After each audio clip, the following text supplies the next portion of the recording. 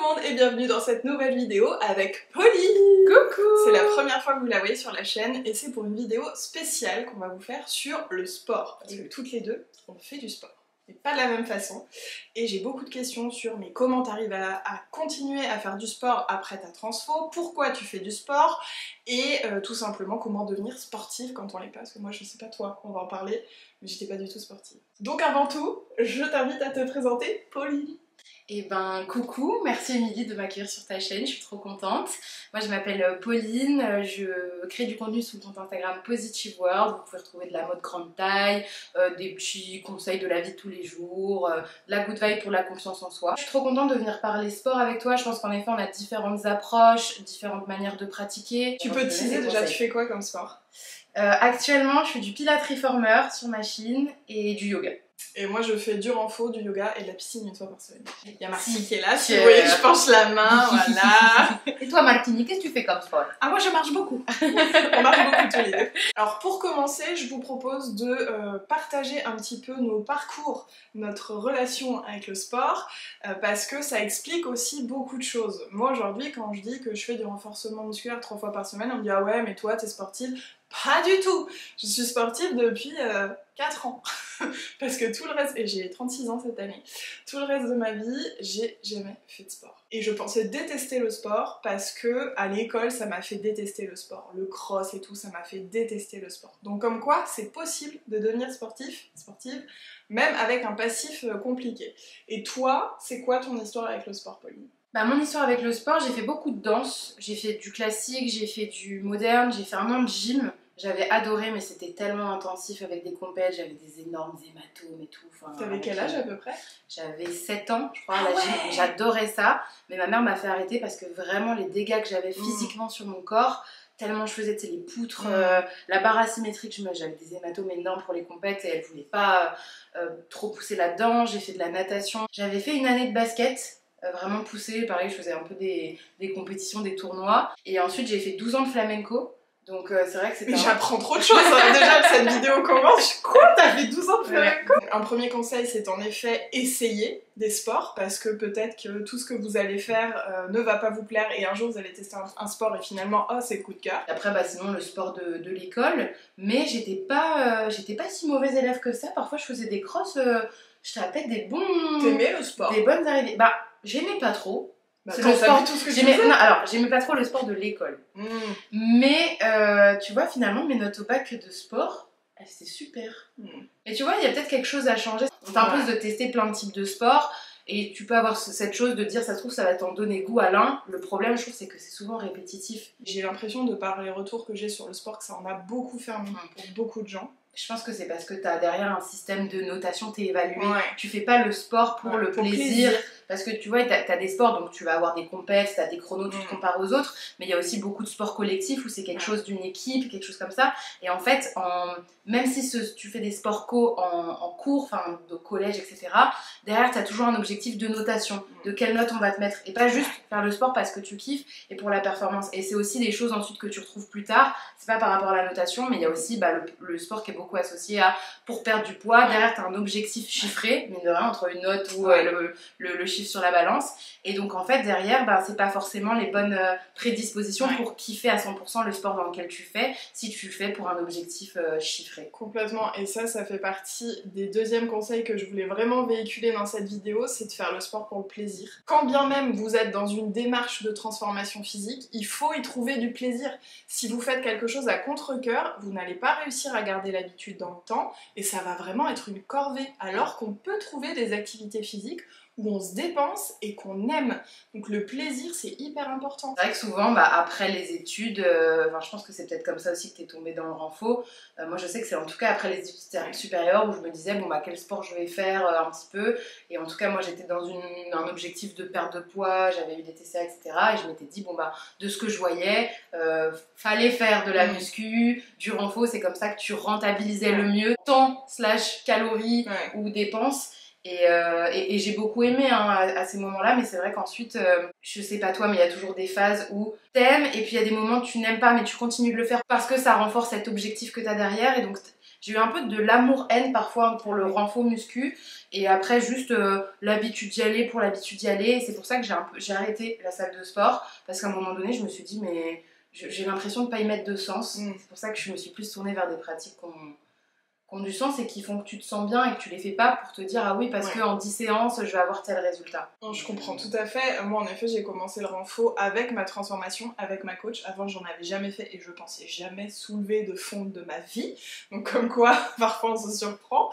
Et moi j'ai été étonnée de découvrir que j'aimais cette pratique parce que pour moi le sport c'était associé à devenir tout rouge, à transpirer, à être au bout de sa vie, et vraiment j'avais pas envie de ça. Et je pensais même que les gens qui faisaient ça étaient drogués parce que je voyais aucune source de plaisir là-dedans. Vraiment je pensais ça. Pour moi les gens qui faisaient du sport tout le temps, je me disais ils sont fous en fait.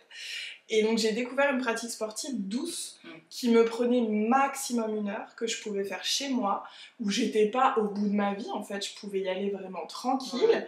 Et ça m'a rabiboché avec le sport parce que je me suis dit mais en fait ça c'est facile, c'est accessible, je peux le faire tout le temps quand je veux chez moi, j'ai besoin de pas grand chose, juste 2 haltères. Et puis ça me fait du bien à mon corps, ça me fait du bien à ma confiance en moi. Il y a plein de raisons de faire du sport, et on disait le plaisir, mais vraiment aussi le bien-être mental, ça vide la tête quand on est en train de faire du sport. Le fait que quand on est en train de le faire ou après qu'on l'ait fait, on est fier de soi.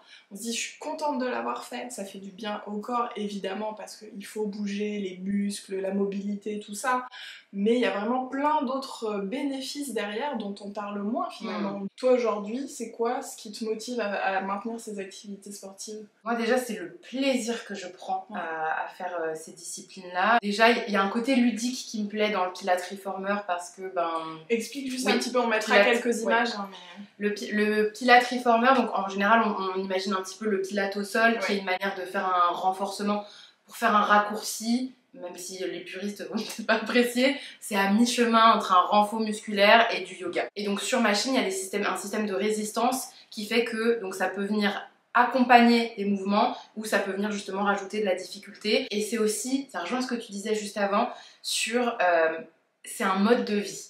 Et je trouve ça aussi avec, maintenant j'ai intégré le yoga, alors je pensais que je serais jamais une yogi girl. Tu aimes la pratique sur le moment, après quand t'es dans ta douche et que t'es trop content, mais aussi dans la semaine et dans le mindset que ça te met de bien-être. Toutes les disciplines sportives participent à ton bien-être, mais là comme il y a quelque chose d'un petit peu plus méditatif, d'un petit peu plus recentré sur la profondeur du mouvement, un peu plus de souplesse, tu es un peu plus concentré sur tout ressentir dans l'intérieur de ton corps et prendre le temps dans ces pratiques-là, que je sens dans mon quotidien que ça a aussi fait du bien sur ma vision. Et ça, je pense que c'est aussi peut-être quelque chose que tu as retrouvé toi avec Oui, avec moi ces c'est pareil. pratiques-là. Et pour le coup, moi je fais du yoga et donc de façon différente. Toi, tu vas dans un endroit avec d'autres personnes, vous n'êtes pas nombreux pour le Oui, c'est un studio. Mais voilà, donc tu sors de chez toi. Moi, je fais le yoga à la maison et j'en ai fait depuis des années, même avant ma transformation. Je faisais une séance de 10 minutes histoire vraiment de m'étirer un petit peu. Maintenant, je fais 30 minutes, 1 heure tous les matins. Et il y a ce côté où je mets un peu, d'ailleurs vous pouvez retrouver ma séance dans une autre vidéo YouTube, je vais les filmer en entier. Donc c'est un petit mélange, c'est une séance sur mesure que je me suis faite, avec un peu de tonicité, tu vois justement, où je fais un peu de la planche et des choses comme ça. Et en même temps, beaucoup de mobilité, ça me permet de prendre soin de mon dos, parce que moi j'ai un tassement dans le bas du dos, enfin bref. Donc avec ça, je vais plus chez l'ostéo en fait, parce que je me fais craquer pendant ma séance de yoga. Et si j'y vais 1 ou 2 fois par an, voilà. Et donc comme toi, il y a ce côté où donc je fais ma séance et tout, mais avant je fais une petite méditation, après je fais un peu de gratitude, je fais une autre petite méditation, et tu finis, c'est vraiment ce sentiment. C'est pas juste les hormones de l'activité physique, c'est pas juste j'ai fait du sport, je me sens bien. Genre moi après le renfo j'ai ça. J'ai fait mon sport, je me sens bien, genre je me sens que je me suis dépensée. Après la piscine j'ai ça aussi. Vraiment le côté je me suis dépensée, je me sens bien. Mais là il y a le truc en plus dans ces pratiques plus douces qui sont parfois sous-estimées parce que voilà, ça permet pas de bouger assez, de transpirer assez, de faire assez de muscles et tout. Et pour moi c'est complètement complémentaire. Quelque chose où on bouge un peu plus et quelque chose où on est plus dans la mobilité.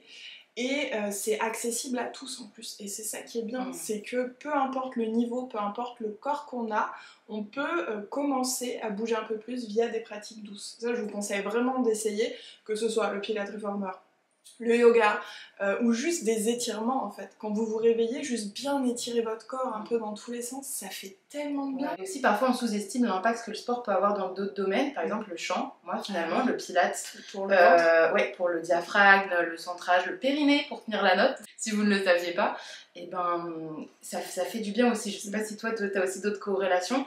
Ne serait-ce que le bien-être digestif. Quels que soient vos soucis, bouger, ça fait du bien en fait. Donc ça permet de remettre un petit peu tout en marche, de bien stimuler le système digestif. Donc rien que ça, c'est un game changer. Moins on bouge, plus le corps il s'habitue à pas bouger, plus il se referme, plus ça devient difficile. Et c'est vrai que moi c'est quelque chose que j'avais pas compris avant quand je faisais pas de sport, parce que j'étais en pleine santé, tout allait bien, et je me suis rendu compte qu'en faisant du sport, non seulement je gagnais en mobilité, je gagnais aussi en endurance, pour monter les marches, pour marcher plus longtemps, ne serait-ce qu'en vacances, j'étais moins fatiguée. Enfin, le souffle aussi, le cœur, enfin vraiment c'est... Tenir droit en festival, ouais. Moi j'avais vu la différence entre une une année où vraiment j'étais en mode renfo, muscu, etc. et une année où j'avais fait une pause avant, et donc ça faisait peut-être 2-3 mois que j'avais pas fait de sport avant le festival. Et tu vois la diff, ne serait-ce que rester debout comme ça, t'as plus de mal. Et autre chose qu'on a brièvement abordé, c'est le côté vraiment confiance en soi, le fait d'être fier de soi. Et donc il y a ce côté-là où je fais mon sport, je suis contente, je suis fière, mais il y a aussi, quand j'en fais pas, qu'est-ce qui se passe ?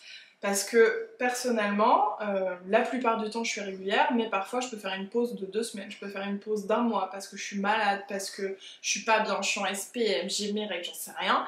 Et pendant ces moments-là, je ne fais rien. Mais quand ça va mieux, je reprends. Et ça, c'est vraiment, je trouve, le plus important parce que la plupart des gens me disent « Ah moi je commence quelque chose, une activité sportive ou autre d'ailleurs. Et au bout de quelques temps, j'arrête et du coup c'est fini en fait. Et donc c'est comme un échec, j'ai arrêté cette pratique et j'ai pas réussi à m'y tenir. Au lieu de se dire que c'est une pause, et si t'as envie en fait, tu peux reprendre après.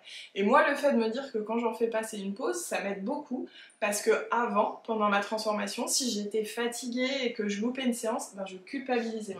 Je me disais oh, j'ai pas fait mon sport, c'est pas bien, et même je disais à ma coach je suis désolée, je me rattraperai, enfin vraiment. Après, c'était les premiers pas dans le domaine sportif pour moi, donc j'ai appris.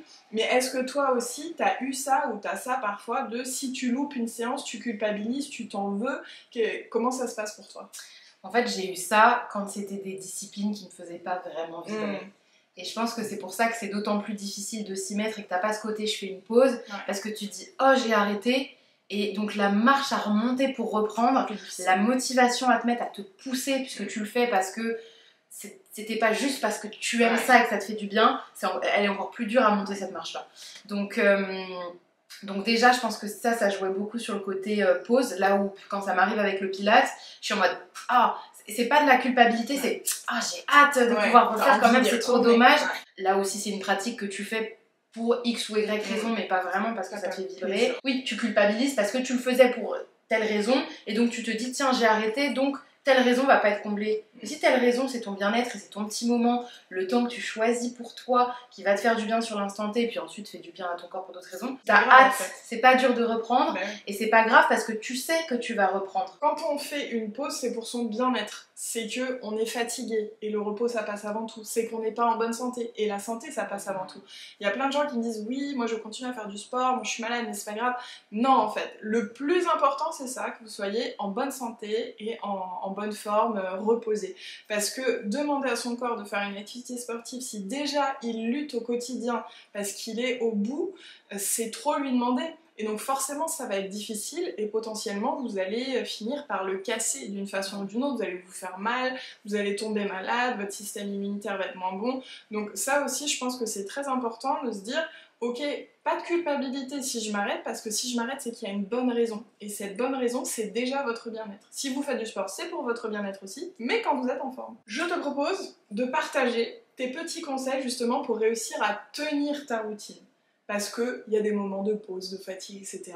Mais qu'est-ce qui fait que tu arrives à le rentrer dans ton quotidien, que c'est quelque chose que tu peux dire que tu fais toutes les semaines. C'est pas juste quand t'as le temps, c'est pas juste de temps en temps, juste quand t'as envie, mais vraiment que c'est devenu, comme tu disais, une manière de vivre en fait. C'est un conseil sans vraiment être un conseil, mais Comme je suis à mon compte dans la création de contenu, j'ai la chance de pouvoir organiser mes semaines comme je le souhaite.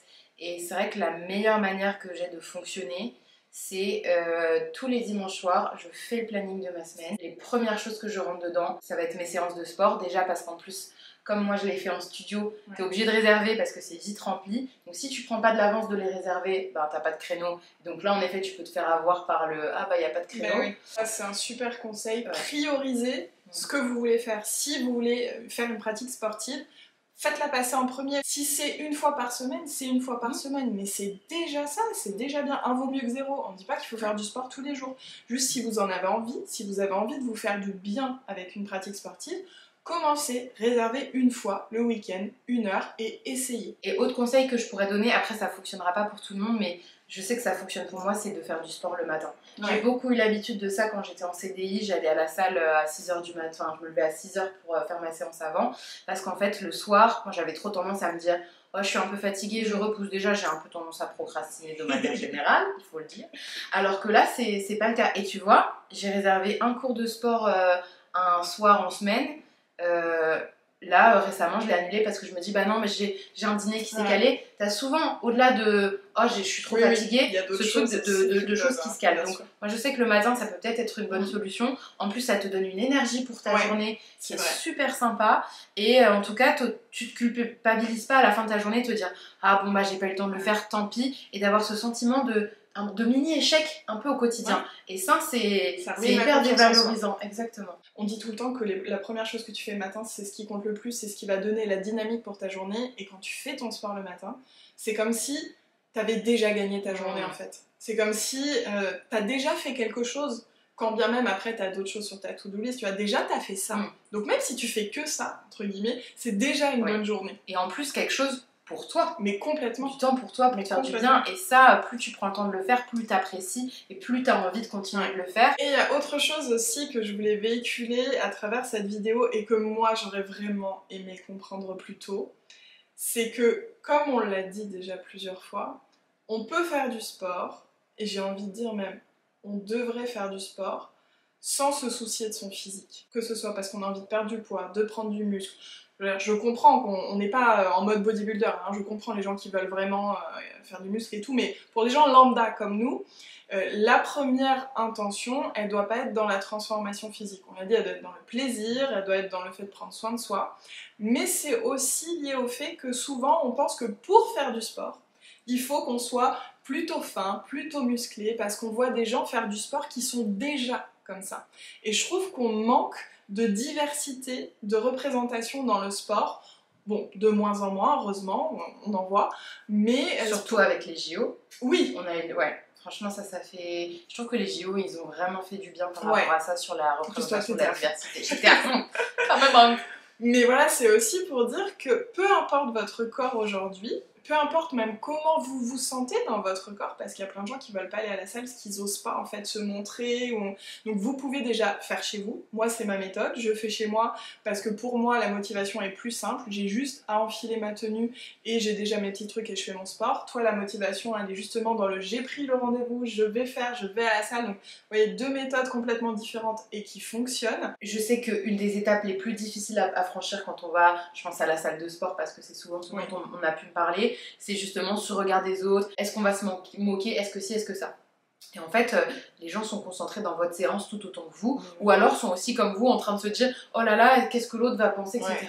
Donc déjà, juste faites les choses pour vous, même si je sais que c'est beaucoup plus facile à dire qu'à faire. Et oui, c'est vrai que moi, le yoga, je pensais que c'était quelque chose qui n'était pas du tout adapté à ma morphologie, parce qu'il y a des poses... Oui, tu te dis, je vais pas forcément réussir à aller au bout du mouvement. Oui, alors c'est vrai qu'il y a des poses qui sont pas adaptées. Mais c'est pas grave, en fait. Et ben, il y a des options. C'est ça que parfois on se dit oui mais voilà, et c'est aussi ce que j'ai envie de véhiculer quand je montre que je fais du Pilates Reformer. J'ai peut-être pas le corps qu'on a l'habitude de voir sur un Pilates Reformer, et ben pour autant la machine, enfin je rentre dans la machine, je peux quand même me dépenser, faire les exercices, avoir des résultats, ressentir des choses. Quand il y a quelque chose qui est un petit peu moins adapté par mon amplitude de corps, et ben on adapte et il y a des options et il n'y a aucun souci, les profs sont pas là pour nous faire culpabiliser de ça non plus. Après il y a un sujet qui est sous-jacent et sur lequel on pourrait aussi parler des heures. Le truc c'est qu'on va souvent attribuer aux personnes grosses, en surpoids, qui sont plus lourdes, qui font du sport, tout de suite l'idée de elles le font pour ne plus être comme ça. Complètement. Et en fait, souvent, c'est le raccourci que tout le monde va faire. Et malheureusement, aujourd'hui, c'est le raccourci que beaucoup de personnes font. Et c'est quelque chose qu'on a soi-même tendance à anticiper, de se dire oui, mais ils vont se dire que. Alors qu'en fait, bah non. Moi, ça m'était arrivé avec un prof de cardio box qui me disait ouais, vas-y, t'inquiète, au bout de quelques séances, ça va, tu vois. Je lui disais, mais en fait. De quoi je me mets voilà, pour ça. Moi, juste, je me dépense, je vais être meilleure dans mon cardio, etc. Donc, en fait, souvent, on va penser, il y a plein de gens qui vont vouloir venir aider et sauver les gens là-dessus. Et je pense vraiment qu'il faut se dire qu'il faut essayer. Et je pense tout de suite à notre copine Mélinda qui fait du heels, mais comme personne, et qui nous a dit qu'avec son corps, il y a des choses qui sont beaucoup plus difficiles. Là où d'autres filles qui ont un corps plus fin ont plus de facilité. Et donc, pour autant, elle s'est lancée à fond dedans. Et malgré ses difficultés parfois, elle en fait, mais c'est magnifique quoi. Donc c'est possible, tout est possible à partir du moment où on a le plaisir, où on a envie et où on le fait pour soi. Merci beaucoup Pauline d'avoir échangé avec moi sur le sujet. Dites-nous si ça vous a plu parce qu'il y a plein de choses qu'on pourrait aborder aussi ensemble, donc puis comme on est copines, oui. Donc c'est l'occasion. Et puis de toute façon on va vous retrouver sur sa chaîne aussi pour une autre vidéo tout à fait différente, je te laisse teaser. Ouais, on va trier mon dressing parce que Dame Émilie est vraiment une personne très raisonnable, de bons conseils, vous l'emmenez en shopping avec vous si vous voulez être un peu raisonnable et pas trop craquer. Et voilà, et en fait il y a tellement de pièces dans mon dressing qui sont là depuis longtemps que je mets pas. J'ai besoin d'un petit coup de boost et donc mon petit coup de boost vient de débarquer à la maison. Donc ce sera une vidéo un peu vlog, on va trier ensemble, vous donner nos bons conseils pour faire du tri chez vous. Donc peut-être que ça peut vous tenter. La vidéo je pense n'est pas encore sortie quand celle-ci est sortie, mais ça ne saurait tarder. Voilà. Trop bien. Vous pouvez retrouver Pauline sur Insta, sur sa chaîne YouTube aussi, donc c'est Positive World, tout sera en barre d'infos. Et puis bah moi je vous retrouve la semaine prochaine sur la chaîne. Gros bisous tout le monde. Merci, bisous.